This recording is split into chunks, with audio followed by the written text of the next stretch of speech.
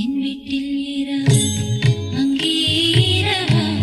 இல்லை பகலா எனக்கும் மயக்கம் நெஞ்சி என்னவோ நினைச்சு